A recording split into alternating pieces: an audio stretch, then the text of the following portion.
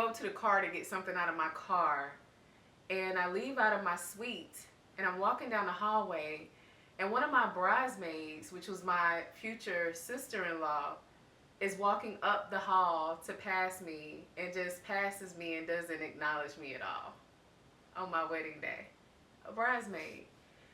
And I just thought that was so bizarre. And I was just like, I'm good vibes Jan, right? Good vibes only. I'm sunshine. People call me sunshine all the time. So I'm all about radiating positivity. And I did not want anything to interfere with my big day.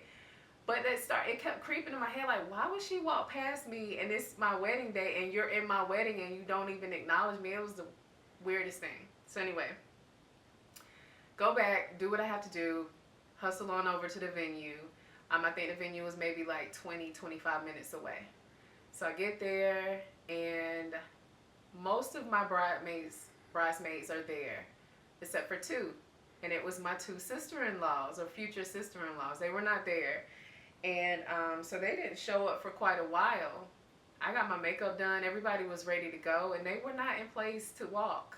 Now when I look back on it, I should have went on with the wedding.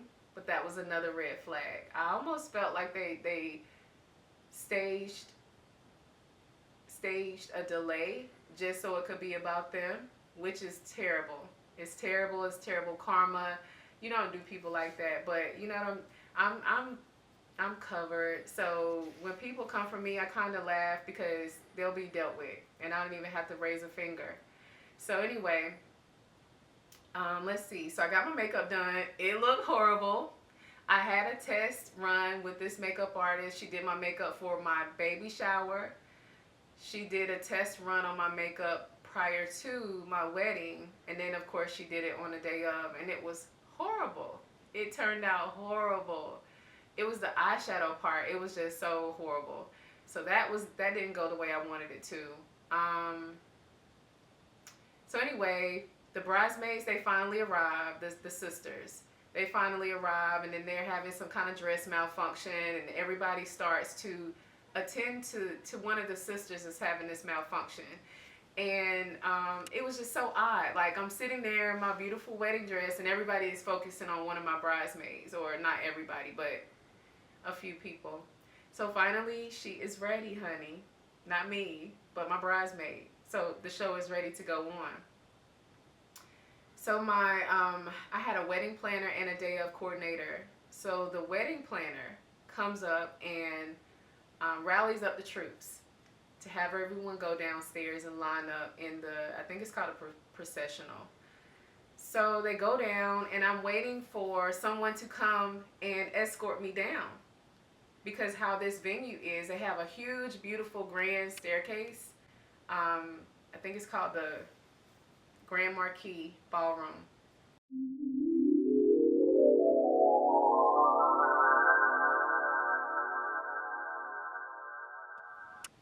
And no one ever came. So I'm in the room, and I'm not really thinking about it. I'm thinking about things. I'm praying. I'm trying to be positive because a few other things had taken place that day. And I'm just trying to keep a cool head because it's a big day, and I don't want to look back on it and be like, okay, you were negative, or you were sad. You should have just enjoyed your moment, because you only that first wedding you only get once. And I say first because I didn't want to get married again, but I think I do. I mean, it says it in the Bible that God created man and woman to be together, and you know, all of that jazz. So I kind of want to go back down that road again, but the right way this time, the God-led way. I feel like it will be much better. I know everything won't be perfect no matter who you're with, but it'll just be, you can tell when you're with the right person. So anyway, I'm in the room chilling. I'm the only one in the suite, and it's a beautiful suite. And I hear the song that I'm supposed to walk down the aisle to start playing. And for a split second, I was like, okay, they must be doing a run through. And then in my head, I'm like, oh, they can't be doing a run through because you it. This is your day. They can't play that music with all your guests down there just waiting on you to walk, and you're not there to walk. So then it hits me like, nobody is coming for you, honey. You're going to have to hustle down there before the song ends, or it's all messed up from the get-go, right? Another red flag. So I have to go in my beautiful, and I had one of those big princess gowns with a bustier, jeweled out. It was just gorgeous. I have to go down the back emergency steps beside extra chairs piled up on the side of the steps, trying not to get my dress on these chairs to get any smudge or anything, because of course we have professional photos scheduled for after the ceremony. Go down these steps. I go out the back door because I have to go around the building to come in the front to make my entrance to walk down the aisle. This is how the venue is set up. So I get outside the back door. It's kind of like the emergency exit. And I want to say the caterers, they were delivering my food into the back of the building. And when I bust out the door, of course I bust out the door and I'm wearing this wedding dress and I have my makeup done and I just look beautiful. And I have my heels on already, right? Just imagine, I don't wear heels too long before my feet start hurting. So just imagine going through all of that. I went down like 2 full stairs of steps. And then I started going through the parking lot in my heels. And when I bust through the door, they're like, oh, everybody stops and they're like, oh my God, you look so beautiful. So that made me feel good, but I was like so close to like just like bursting out into tears because I could already tell my feet were hurting and I hadn't even walked down the aisle yet. So it's like, how are you gonna walk down the aisle and your feet are already, like you had to stomp down these steps trying to avoid chairs and it's just a nightmare. So they're like, do you need help? Because I'm trying to hold my dress up to keep my dress from dragging on the ground, and I had to pass some grass and all of this stuff so no stains would get me dirty. So I'm like, no, I'm okay. And I'm just like trying to push down all my anxiety and everything.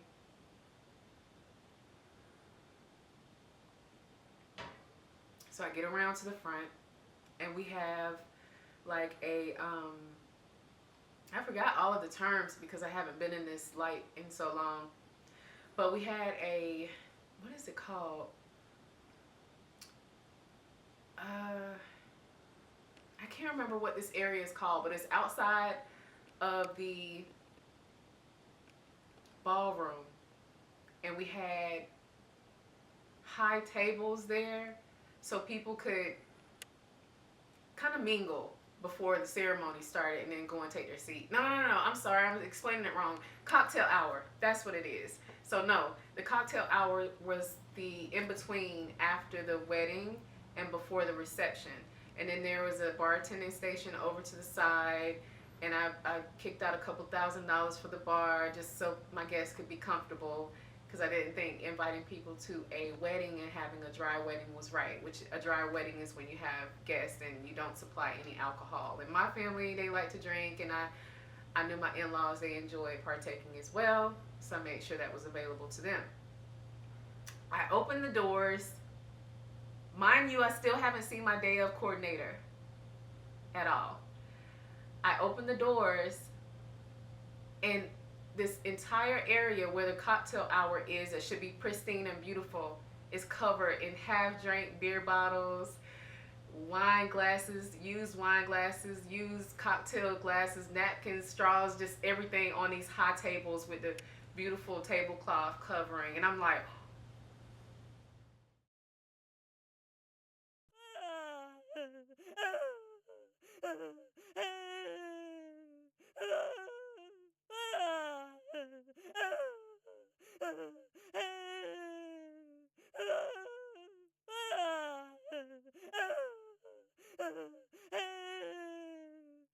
mind you, this song is still playing, so I have no time to take anything in or just process anything. And I have to take a couple steps up, and then the grand doors open for me to walk down the aisle. My dad is standing there and everything. And for the first time, I see my day of coordinator. And I kind of like look at her like it's like a cartoon, I remember, where the cartoon character looked and they could see the butcher knife or the knife in their eyes. Like, that's how I looked at her, like, where have you been this whole time? But I have no time to process it, right? So now it's time for me to walk down the aisle. So I start walking down the aisle, and they're like, oh my God, you look so beautiful. And people are saying that while I'm walking down the aisle. I'm kind of like feeling like, I remember what I felt like. I couldn't enjoy it because I felt like a deer in the headlights, because I had just hustled down the steps and came all around the building and came right in, and I just started walking. and I never had a breather. So I'm like trying to, like on my face, I'm trying to be, I guess, kind of fake with it and just, go through the motions or whatever. So anyway, my dad walks me up. He gives me away to my fiance. We stand there. His dad is a pastor. He officiates the wedding. We get married. We that process is fairly quick. A lot of times people don't realize how fast it is when you get married. So maybe that lasted 20 minutes. We leave. I think we had Rihanna's song we were leaving out to.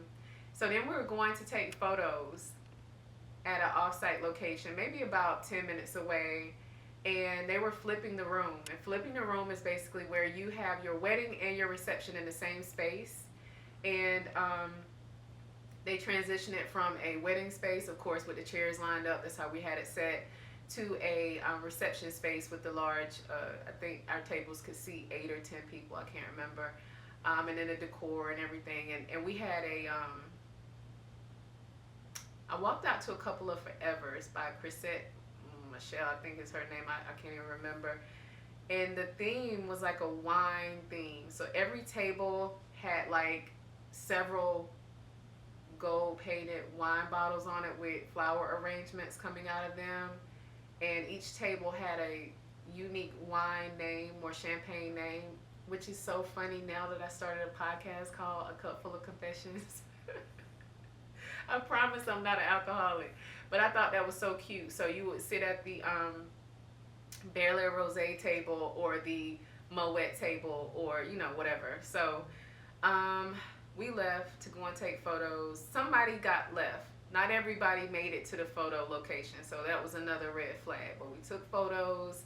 We took our time taking photos. I think we went over maybe 5 or 10 minutes. So we get back thinking, everything is good.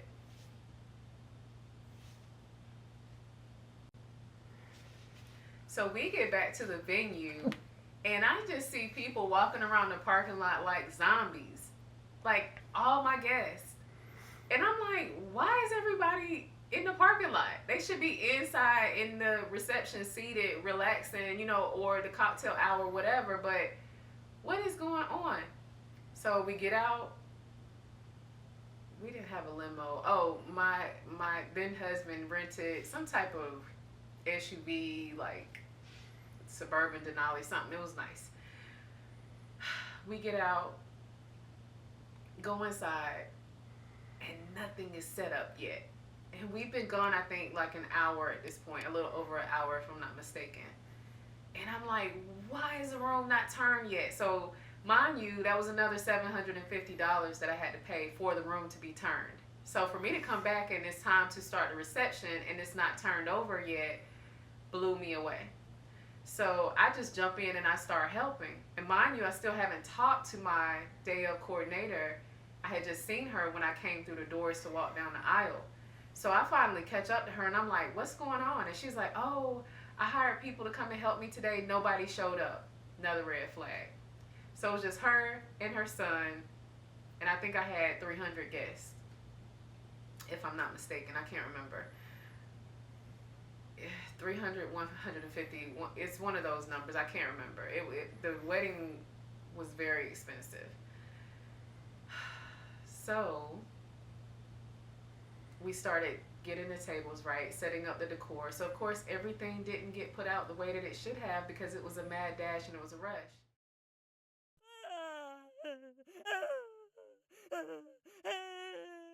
So anyway, everyone comes in, they file in, everybody starts to sit down. We have a head table and all of our bridal party, including myself and my groom, we're all sitting there. And we had, fancy catered food. And I actually planned for my husband to have a special plate of his own because he didn't like a whole lot of things. So there was like a soul food restaurant right down the road.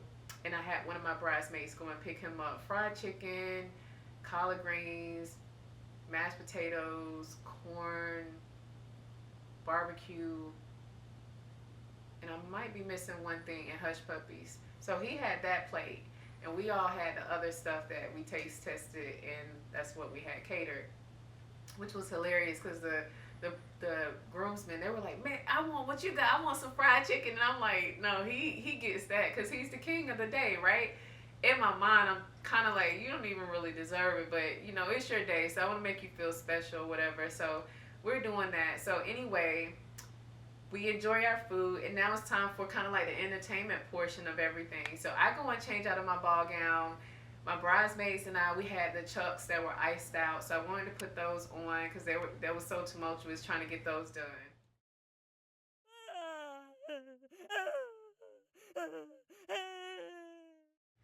And I had a cocktail wedding dress, so I changed into that. No, I had my first dance with my dad in my ball gown and my heels, and my feet were already hurting. So I was barely moving. And the whole time we're dancing, I'm like, Dad, my feet hurt so bad. Dad, my feet hurt so bad. Dad, my feet hurt so bad. So I look back on that experience and I'm like, you kind of wasted the whole thing saying my feet hurt so bad, because they did. And I could barely move. So I didn't know what I looked like to everybody dancing with my dad. I just kept smiling. So then that was over, and I was really glad it was over. I don't even remember what we danced to. So then it was my husband's turn to dance with his mom, and he danced with her. And the song they danced to was I'll always love my mama. She's the only girl, or she's my only girl, something like that, right? So I set up all the music for the DJ. I sent them the playlist, everything that they would play when certain things happen and everything. And I guess it never hit me, the lyrics on this song, until it's actually playing. And when it was playing, people were kind of looking around like, what? And I didn't notice this, but a lot of people came to me and told me after the fact, you know, when your mother-in-law was dancing with your husband, when they were singing that song, She's My Only Girl, she was doing like this, She's My Only Girl. And I was like, really? And they said, yeah, you're going to have to watch out for her. So I'm like, who would do that on somebody's wedding day? Like, it's my day, not your day. This is your son. He got married. Let that be that. So anyway. So I had planned, and I always like doing things outside the box and unique. So I had planned a game show, what is it called? The Newlywed Game. And I had all of the supplies for it and how everything was going to be set up and everything. And because everything ran behind so much, we had to cut it out. Another red flag. And the mother-in-law dancing with my ex-husband, that was a red flag also. So anyway, all of that stuff happened. We started dancing. Pretty much the night was over.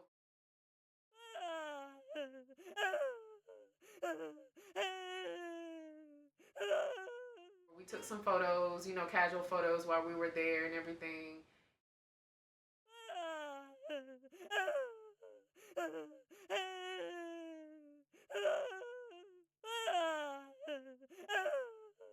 And then we left, and we had the suite again for another night. So we went to the suite, and I got a text from my day of coordinator that was MIA for the whole day. And she said, who is going to pick up the extra, the cake that I paid for. The cake didn't get, it got sliced and it didn't get served. And it was just sitting somewhere for everybody to fend for themselves to get. I paid a lot of money for everything, the service and everything, to be top tier, and it never got served to people. So most of the cake was wasted. I can't remember how much the cake cost, but it was several $100s. So anyway, my day of coordinator, she follows up with me, and I think this was through text. And she said, well, who is going to come and get, if she named a few different things that were still there, like the rest of the cake and, the bottles that were on the table and the bouquets and all of that stuff. And I was like, well, we're gone now. You know, it was kind of late at that point. And she said, oh, well, we'll just sit it outside the back door. So all my stuff got set outside the back door in the elements with bugs and all of that stuff. Not only that, I left this part out. So my colors were black, white, and gold, and my bouquet was white. I love white, if you can't tell from my design aesthetic in my bedroom. I think it's just a clean vibe, right? So my flowers were wilted and turning brown. They look so sad and poor. So my day of coordinator had ordered my flowers online, and I'm not sure what happened, but when they arrived, she said they arrived that way. Um, that was another red flag. So anyway, and I'm forgetting a few things because this is several years old, and I try not to think about this very much, but so we got back to our hotel. We didn't have anything planned, so I was like, well, we'll go to the Ale House. It's a restaurant, and they have a location in our downtown, some people call it uptown area. So we went there, and everybody was kind of divided. So my people were with me, and his people were with him, and that wasn't fun at all, because I was thinking, you know, how the families were supposed to come together and enjoy one another. So we left there, and then we went back to the hotel, and then we turned up, right? Me, my family, and some of his family from up north. The up north family on that side, they love me. The family from down south, they didn't like me at all, but that's their problem. So we were turning up. We were outside in the parking lot just turning up, having a good time. And before I know it, I think it was like 4 o'clock in the morning. My groom wasn't with us, mind you. His family was there. He didn't join us. So we left, or I left, everybody dispersed, and went back in the hotel room, and he's knocked out sleep. And I tried to wake him up. He wouldn't wake up. So I took a shower, and I legit I had this huge shower. I was messed up, man. I was so drunk. I was in that shower like Frankie from Set It Off.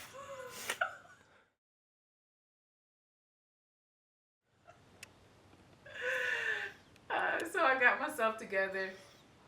Thought I was gonna be able to christen the night for my wedding night, but he refused to wake up. So that didn't go down. That didn't happen. Woke up the next day and went back to our normal house, and all of his family was there. So we never got a chance to kind of be with ourselves after immediately getting married, and all of that stuff was very, very traumatizing. I forgot a few things, like I mentioned, but there were several other red flags there as well. I mean, I guess the biggest one was the fact that he didn't save any money, and what I think it was when we were at the rehearsal for the wedding, his dad turns to me and he was like, "Yeah, I just want to let you know we're not giving you any money for the wedding," just like that. And I was kind of like, caught me off guard so much. And like I said, I just try to be positive, so I just smiled because I did not think it was right that my then fiance did not save anything to contribute, but I had everything myself, so I could take care of it. So it wasn't a big deal, but I'm looking at it like, well, you know, your son didn't do what he was supposed to do. And as, I don't know if I said this, but my then father-in-law is a pastor, so you know what the expectations are. So I was expecting him to step up and say, I'll cover his part, but son, you got to pay me back. But no, I was told that I wasn't going to be helped, and that was odd, because it's like, I'm not the one that needs help, your son is, so you need to be talking to him and tell him that. But anyway, that was a conversation that happened. All of the things that I explained, they all happened. The whole point of me explaining all of this is you need to be equally yoked with people in your relationship.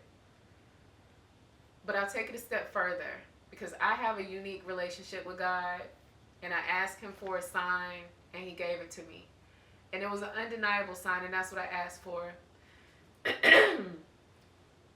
When God gives you the sign, you have to be prepared to flex and adjust yourself to fall in line with whatever his directive was. Because I feel like now, 10 toes down, God was trying to protect me from all of the things that were to come. had I continued on. And a lot of the heartache that I have experienced from that day, but not only that day, just from